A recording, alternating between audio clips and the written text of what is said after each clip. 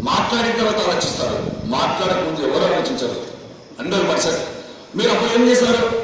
అనవసరంగా నేను మాట్లాడింది కదా అంటారు. అంటే నువ్వు ఏ పద్ధతిని ఉపయోగించావు?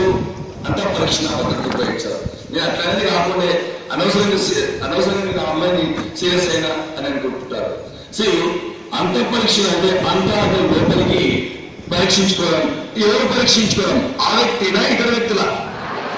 ఆ వ్యక్తి తన లోపలికి తాను తొంగి చూసుకోవడం ఎప్పుడు అంటే చైతన్యంలో ఉన్నప్పుడు. ఇది కండిషన్. ఒక వ్యక్తి చైతన్యంలో ఉన్నప్పుడు,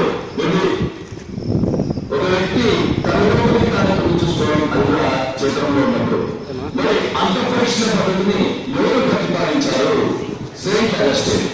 నేను అడిగే ప్రశ్న, మరి అంత పరీక్ష పద్ధతికి మూలమైన వాదం ఏ వాదం? అంత పరీక్ష పద్ధతికి మూలమైన వాదం ఏ?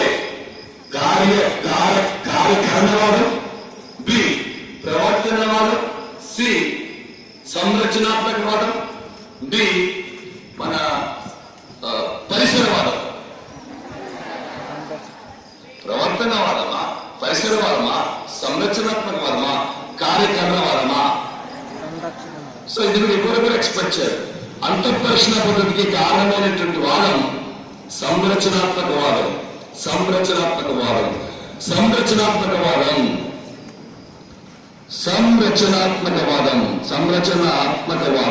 అంతఃపరిశీలన పద్ధతికి కారణమైన వాదం లేదా మూలమైన వాదం. ప్రశ్న ఎక్కించినా సరే మనం గుర్తుపెట్టుకోవాలి. ముఖ్యంగా కండిషన్ బాగా గుర్తుపెట్టుకోవాలి. సంరచనాత్మకవాదం చెప్పేది అంటే సంరచనాత్మకవాదానికి మూల పురుషులు ఎవరు? ఉంటు మరియు కృష్ణ. గుర్తుపెట్టుకోవాలి. సంరచనాత్మకవాదానికి మూల పురుషులు ఏంటంటే ఉంటు మరియు కృష్ణ.